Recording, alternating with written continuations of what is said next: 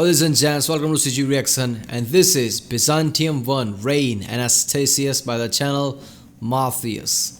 This is like unbiased history from Doherty. I've been told that this is just like that. The graphics are kind of the same, animations are everything is kind of the same.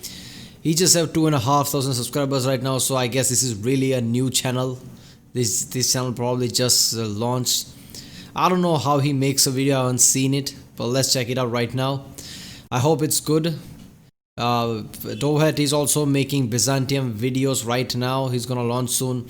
I was thinking, should I react to this or not, since Doherty is also doing Byzantium videos. But then I thought, you know what, even if I learn the history, it's not going to be bad watching this, because when Doherty's video releases, so what if I know some of the history about Byzantium? It's just going to be better, because Doherty rarely says the truth.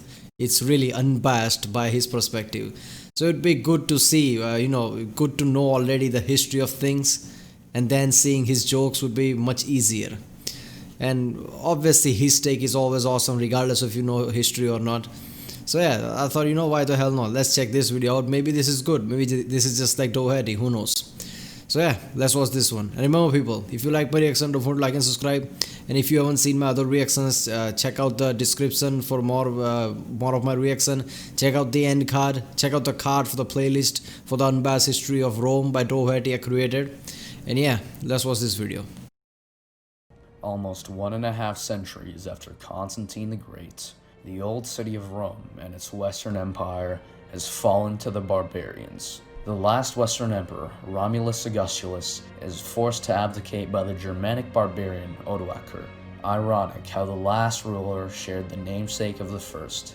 Yeah, that is ironic. Afterwards, Odoacer sent the Western imperial insignia to Constantinople. He proclaimed himself King of Italy, and this day, the 4th of September 476, goes down in history as the day that Rome fell. Well, the West at least. The East was very much alive. Odoacer didn't last long, as the Eastern Emperor Zeno authorized Theodoric and his Goths to invade Italy for themselves. This took care of the Ostrogoth question, because they were being a constant pain in the ass in the Balkans. For Theodoric's part, he swiftly took over with his Goths, won a few battles, and trapped Odoacer in Ravenna, slaying him soon after, thus leaving all of Italy in Gothic hands. After he put Odoacer to the sword, Theodoric said that this scoundrel does not even have a bone in his body.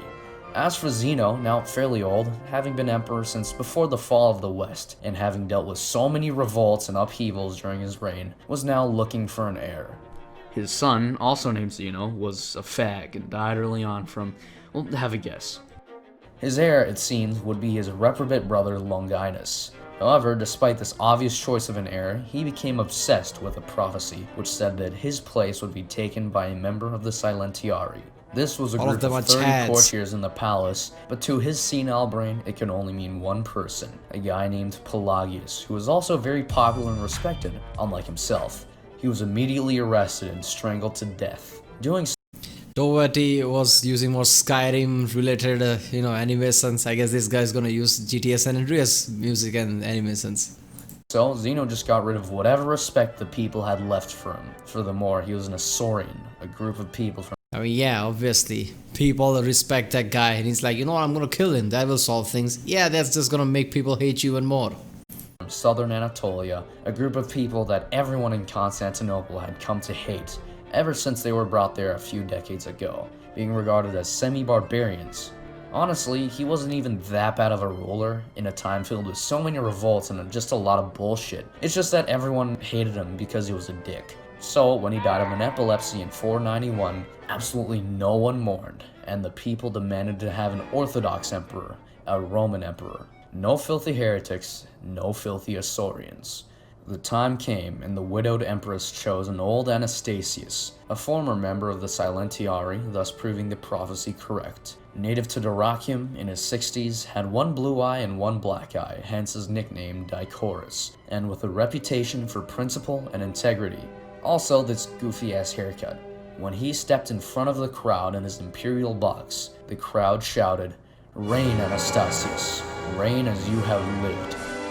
And to that he did, for the most part. He was intelligent, cultivated, and he was never consumed with the uncontrollable rage like so many of his predecessors. His biggest weakness and strength at the same time, actually, was that he was pathologically obsessed with saving money, trying to save every single penny possible. Combined with his puritanical rule, this made the capital the most boring place since ancient. Really? That's his strength?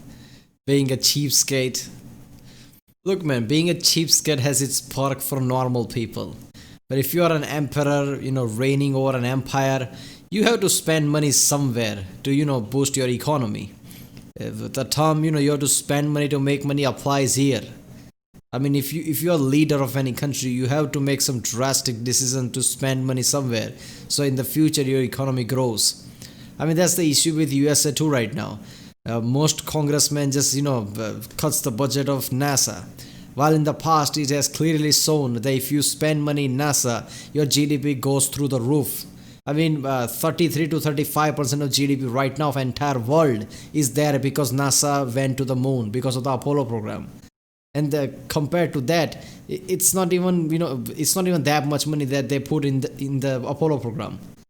So even right now, so they are like we're not going to do anything. But spending in NASA means in the future you will have technologies that will build new industries that will boost the economy ridiculously. But they are not seeing that, even though evidence is clearly there. I mean, in the past, the issue was which area where I should invest money. Which place should I create structures? Should I invest in somewhere else? Where should I invest money so in future economy grows? Right now, that spending in science and space is the way to go to create new technology. Spending in NASA is the way to go, and they are not doing it. Now they have slowly been forced, since Tesla and everybody is trying to go to the Mars. So they are kind of forced to give money to NASA, like, you're right, you go to Mars too. Otherwise they were not spending. So that's the thing, when you're an emperor, you have to spend money to make money in the future. If you're being cheapskate and hoarding money, yeah, that kind of will, your empire won't collapse, but nothing new will happen either. So yeah, everybody was probably before him was making all the bad decisions, so they were just ruining economy. He's just not spending any money. So kind of, yeah, fine, economy is fine, I guess. But it's like he said, it's boring. Times. And the reason why saving pennies was also a strength is because he was probably the best financial administrator in the empire's history. He practically revamped the entire economy following a monetary collapse in the mid-century and perfected Constantine's coin system by setting the weight of the copper folus and the gold solidus, and established that all transactions would be in hard currency from now on, including tax. His reforms had taxpayers footing smaller tax bills by abolishing extremely unpopular. Being poor was a tax? Okay. Well, this reminds me of another. I'm going off the too much, but I have to say this. This reminds me of, I don't know, did I saw that on John Oliver, or I don't know, I saw it somewhere. There is some states in US where if you get caught in the for some crimes and you don't have money to pay lawyers, obviously state provides a lawyer for you. But in some states, they charge you for it. And you don't have money in the first place. That's why you don't have lawyers. So what they do is they put a debt on you. And if you don't pay it afterwards, they jail you again and raise that even more. So, your debt gets accumulated over time. And obviously, you never had money to pay it. So you constantly go to jail. I mean, that's just stupid. I saw that on John Oliver, I think. And I'm like, damn, that's really stupid. He doesn't have a lawyer because he doesn't have money. If you're going to provide him a lawyer, why would you ask him for money? Taxes, increased the army salary, which had the effect of decreasing the reliance on barbarian mercenaries, and best of all, left the treasury 320,000 pounds of gold richer after his death. And someone's gonna go through all of that very soon. Just wait and see. Though the economy was in its best state it had ever seen under his reign, the empire was also plagued with internal turmoil. First of all, these started with Longinus, that brother of Zeno, who felt cheated from the throne. See, Anastasius had shown sympathy towards a heretical group, Monophysites. Backstabbing gonna start again. You know what, just look at this graph. This is the accepted Orthodox position, and this is what Monophysites think. So essentially just a lot of theological shit. You don't really need to know anything other than that the Monophysites were heretics. Using this against him, Longinus gathered up a mob led by his Historian officials and started causing trouble, starting street fights and setting fires. Soon this chimp out spread into Anatolia and Alexandria, and a full-scale civil war broke out. This Isaurian war had, get this, 3 different people named Longinus heading it. The revolt was crushed after a few battles and sieges, and all 3 of the Longinuses were cucked from power, just like that. The unrest wasn't fully to blame on the Isaurians though. Another factor was the rivalry in the populace between 2 sports teams. Originally chariot racing teams, they have long since left the confines of the hippodrome. These 2 factions had government-appointed leaders responsible for public responsibilities such as guard duties and maintenance of the Theodosian walls. Thus, in all the cities of the empire, they were semi-political. Alright, let me get this straight. Tell me if I'm wrong. So there were 2 chariot teams. They obviously had fans, let's call them. And because of that, they were divided between 2 teams, even the public. And then they become somewhat of a political team, which were doing things outside of chariot races too. That's just stupid. That's like, NFL's teams, fans also become some party, I guess, some political party. And they become political party and does things outside of it. That's just stupid. Keep sport as sport, man. What the hell is this? This is really stupid. Creating a sports team, being a fan of sports team, and that becomes somehow a political team because you like this particular sports too much and your team too much. I mean, NFL fans are really, obsessive. I've seen it that, New England Patriots here and there, and they are really obsessive. They go ape shit whenever their teams, loses. But it's really stupid to think that they become, this part of the New England Patriot political team or something like that. That does things outside of NFL. That doesn't make sense, man. Keep the sport in sport, man. Parties would sometimes combine to form a militia when needed, and neither were fucking around. Hostilities would constantly flare up into riots, everything from the loss of a race to major political developments, and these would often lead to drastic changes within the empire. When I say riots, I mean this stuff makes the LA riots look like an absolute joke. And I mean that. Just take for example, the Greens once butchered 2,000 Blues. Even the smallest of incidents, by the way, you probably couldn't imagine the Brazilians doing after, 7-1. Just keep their tendencies to create huge disturbances in mind for the next video. It'll be relevant. And in the meantime, it's time for another war with, you guessed it, Persia. Bet you didn't see that one coming. The new Persian emperor, Kavad, was back on the throne after being deposed, and the Hephthalites, nomadic people living east of Persia. Okay, why is this guy's animation and Doherty's animation is kind of similar in lots of places? Did these 2 used to work together, so he's doing that, or he's just copying that? What's happening here? Persia were the ones who provided him with refuge and sent him back with an army to crush the usurpers. He needed to pay back the debt he owed to them for that. Conveniently, there was a dispute with Anastasius about irrigation on the Tigris River that caused floods in Persia. So this guy decides to invade and tries to get some money this way. The Persians quickly take the unprepared and exposed city of Theodosiopolis. All right, this is like, if you are in really deep in debt, if you have some monies left and you would invest all of that in stock market thinking I'll make some money, otherwise I'm screwed. Last measure chance. This is like that. Last Hail Mary. I'm gonna invade, this Eastern Roman Empire or whatever, Byzantium. And I'm gonna, make money that way. Otherwise I'm screwed. This is literally, last Hail Mary that he's doing. Of course, and laid siege to Amida over the winter. It was much harder than expected as the citizens repelled their attacks for 3 months straight with no support, but once he got through, he slaughtered everyone inside for 3 days. In typical Persian fashion, Anastasius dispatches an army to the east, and really they just go back and forth for 2 years, with neither side really achieving anything. In the end, Amida was recaptured, and the war went absolutely nowhere, and a peace was negotiated. Afterwards, Anastasius upgraded the fortifications on the Persian border and ordered the building of a brand new fort city named Dara to keep the Persian counterpart of Nisibis in check.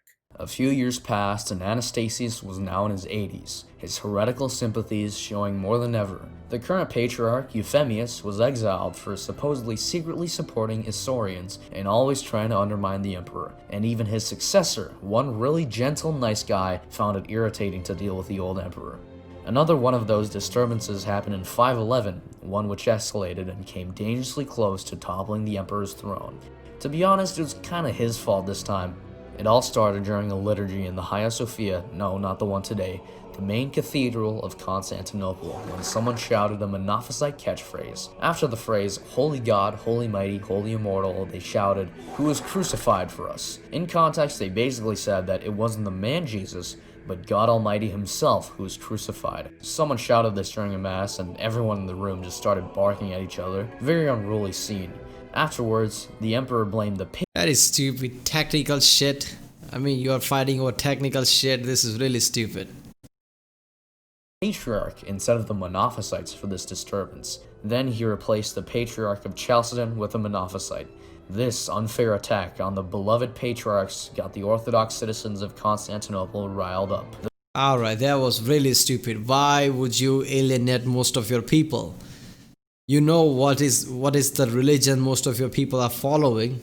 Why would you alienate them? I mean, even in 2016 election in the US, Donald Trump does not care anything about Christians or being Christian. He doesn't know. He was still talking about Bible and the Bible passages. When somebody asked him about something or even small thing about Bible, and he didn't even know it. Obviously he didn't. He used to live in Manhattan, man. He never read Bible or anything.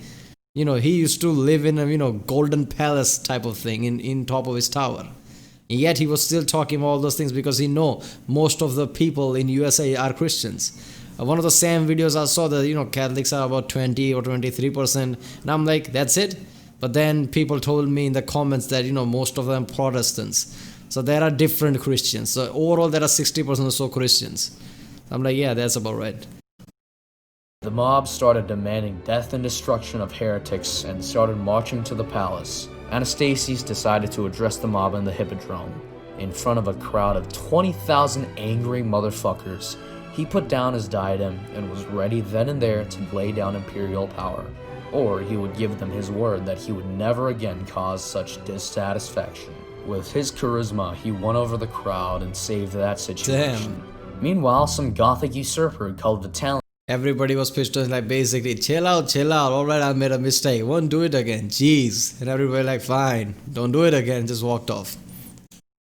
took advantage of this whole thing and with his army in Thrace revolted against Anastasius. Posing as a champion of orthodoxy against Anastasius' Monophysite tendencies, he won multiple victories and his army swelled with peasants along the way. They camped outside Constantinople itself, negotiated a deal with Anastasius, left for now, then after a year came back to the capital with a big-ass army and fleet, until his shit got rocked with a beta testing Greek fire during an attempt at a siege, and he was forced to go into hiding after that. Well, that was a shit show. There were other threats to peace during Anastasius' long reign, notably an invasion by the Bulgars into Thrace, which prompted him to build the Anastasian Walls, a wall some 30-odd miles long from the Black Sea all the way to the Propontis.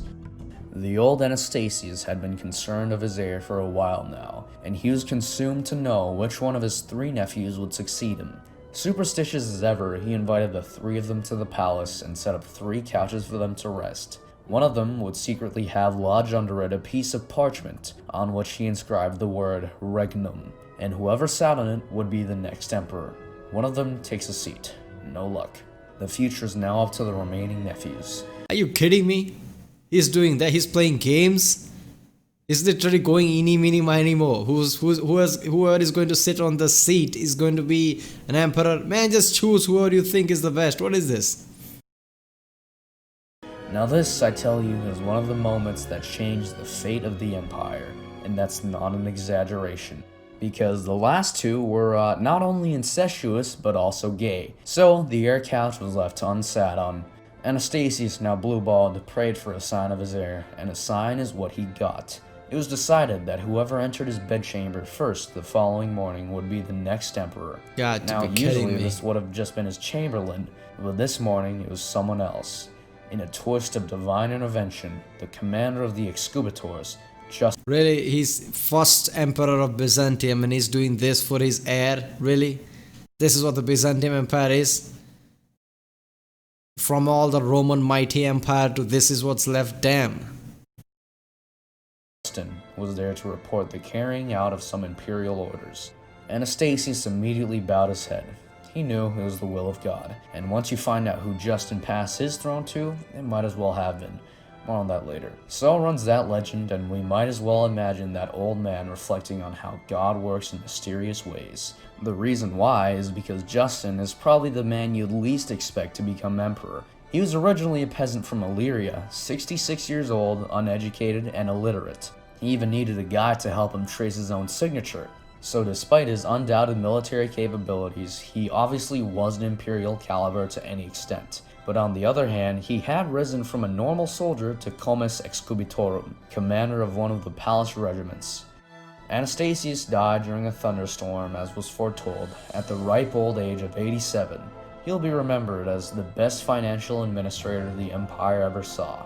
The last descendant of Constantine reigned for almost 30 years. Justin was met with a cheering crowd in the Hippodrome as he revealed himself in imperial regalia. He had a few things going for him. For one, he championed orthodoxy against the unpopular Monophysites, and he was very well respected by the army.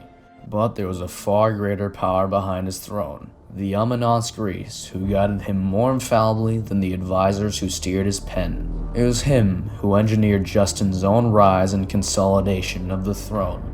It was him who had that troublesome Vitalian dealt with once and for all. It was him who would mastermind the basis for modern civil law. It was he who would construct the greatest and most extravagant cathedral of the time and for 1,000 years to come. One so glorious that so much as standing in the presence of it would instantly convert rulers of faraway lands. He would go on to mastermind the reconquest of much of the lost Western Empire, retaking North Africa and then Rome and Italy itself. What? The contrast between the penny-pinching days of the previous reign was dramatic, and the message was clear. The empire stood on the threshold of a new glorious age, an age in which under a benevolent god, represented by a noble and dazzling emperor, it would recapture its past greatness. The name of this man was Flavius Petrus Sabatius Justinianus, Justinian for short.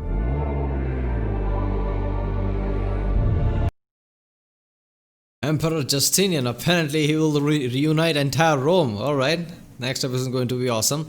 I like this, man. I like this episode. I mean, he's not like Doherty. He made some statement back there where, self-reflection, like, how it was the emperor's fault that some revolt happened. Doherty wouldn't have done that. He would have just, stuck with Byzantium, thing, and he would have blamed somebody else. Like, it wasn't emperor's fault, obviously. He was just a Chad. It was his fault, and would have blamed, just spin it that way. But this was still good. This was really good. He just had 2,500 subscribers. So any of you who are watching this video, if you haven't seen his video, you haven't gone to his page, I urge you to go there and subscribe, because this was really good. It deserves more subscribers. I loved it. Byzantium Empire, this is great. I'm gonna react to the second video next time. I guess it did upload the second video, so I'm gonna react to it tomorrow. And this is good. The way he's making it's really good. Alright people, if you like my reaction, don't forget to like and subscribe. If you want me to react to some other video, comment down. And check out other videos in the description I reacted to, and check out the card and cards. And yeah, I'll see you next time.